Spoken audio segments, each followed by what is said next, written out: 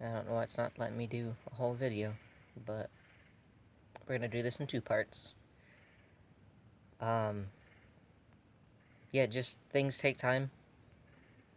Um, don't rush yourself.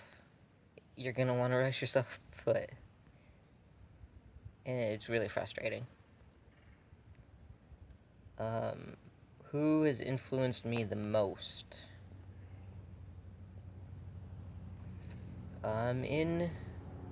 I'd say in general, in my life,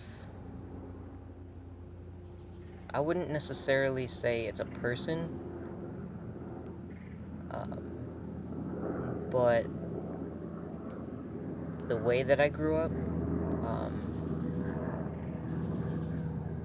learning the values that I did growing up, having school be, or chores be more important than school, definitely affected how I prioritized things when I was younger. Being in the military and learning that discipline and all of those skills, I think that has influenced me the most in my life. I really don't have a specific person, but I think that's as good as we're gonna get on that. What emotional changes did I notice? Being on testosterone, there is a risk of, or being on any hormone treatment, there's a risk of your moods changing, with the valleys and peaks, and you try to level that out as much as you can. Growing up, I was a pretty angry kid. I had a lot of stuff that I didn't really deal with, and a lot of stuff that was going on. So I was already, predisposed to a quick temper and being quick to stand up for myself.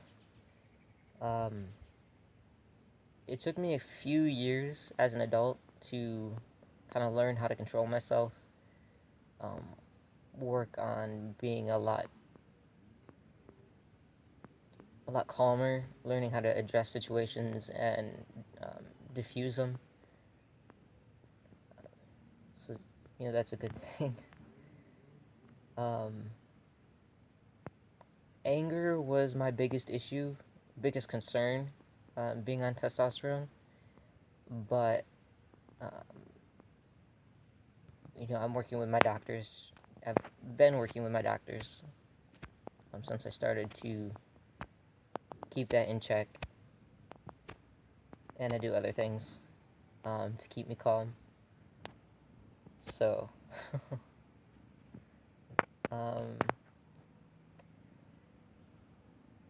what are you most dysphoric about? I am most dysphoric, I think, about my chest. I don't leave my house without my binder.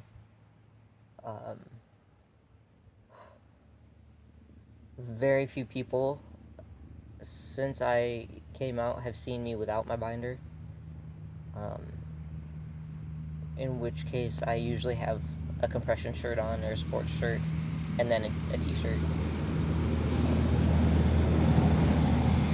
So it's bugs. So I'm really without that. That's my biggest issue. It's the one thing that I want to have surgery on the most. The most pressing to me. But, it is my body and I've learned to live with it. So it's something I want to have done eventually, but I know it's going to take some time. How do I identify? I'm going to assume my sexuality on that one. I identify as a straight trans man. I'm a dude that likes girls, women, and it's pretty easy. How has your body changed in the last year? I think I've kind of gone over that a little bit. Oh, my cat. I've gone over that a little bit already. I've gotten more muscular. Not necessarily more muscular because I'm about the same weight, but um, my muscle tone is different. Um,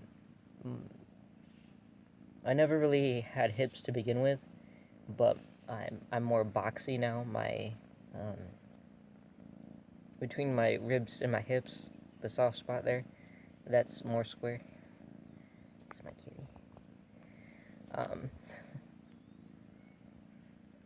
Of course, there's been some bottom growth, which I'll eventually talk about when I'm more comfortable.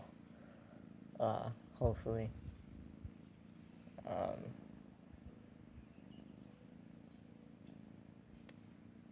I haven't really noticed too much. I mean, the things that have changed are changes that I've wanted, and they take so long to happen, like day by day, that by the time you realize it, you're like, dang, man.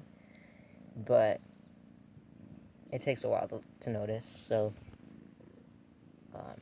I think my friends and people that I talk to and interact with have noticed more than I have. So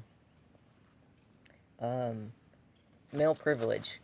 I wanted to touch on that for a second because that is definitely a thing that I've experienced, and I've always thought it was a real thing, and I definitely know it's real. I get away with things as a dude, being perceived male, perceived as myself. I get away with things that I wouldn't be able to get away with when people saw me as a female. I've noticed that people let me talk more in conversations. A few times, just to see if I could, I've interrupted some people, and they let me do it. I don't do it to people that I like. I only do that to people I don't really like. But they let me do it. I can take up a lot more space, and people, if they do mind, they don't notice. I try not to, but I can. So it's a real thing. It happens.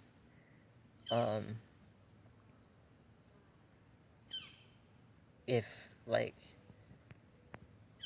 if I'm at the store or whatever, people don't really talk to me as much. Being perceived male, but I just want to see my kitty. So I get away with a lot more. Just on that topic. My last job, I've had a lot of questions about working at HBC. It's a really great company. It's hard work, but it's a really great company. A lot of people who have known that I've worked there ask me how, because it requires you to be in a hazmat suit for quite a lot of the work. So you have to get naked with people. And being that, I spent some time in the military, being naked in a room full of people isn't really that big of a deal. But being the only trans guy in a room full of cis guys was tricky for a little bit. If you have, I can't remember the exact percentage, but it's not spandex, but it's similar to spandex. I can't quite off the top of my head remember. If you have underwear made out of a certain material, then you're allowed to wear those in and out of contamination, the contamination area. So I definitely did that, plus my binder. I went and dyed it as close to my skin tone as I could. And I kind of just, going to and from the showers, you don't make eye contact with people, they don't make eye contact with you. And, let's see.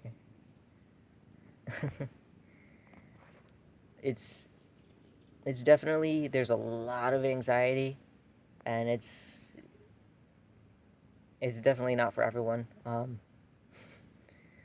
There's a lot of anxiety there, but you know, the group of guys that I worked with were really great about everything for the most part. Um, I never had issues with um, straight up discrimination or guys wanting to fight or argue with me. Um,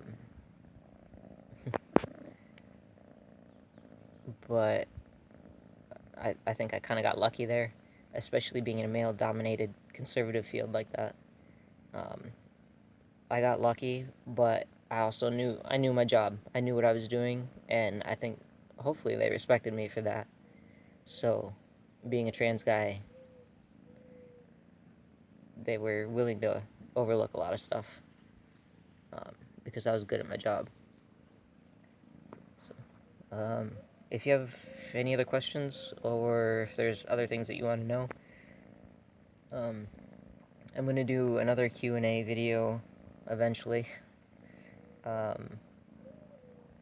Hit me up on Facebook, Twitter, Instagram, or email, or the TGMI helpline. If not me, reach out for resources or whatnot, and I'll try to get back to you with whatever I can help you with. I'll see you guys in a few days.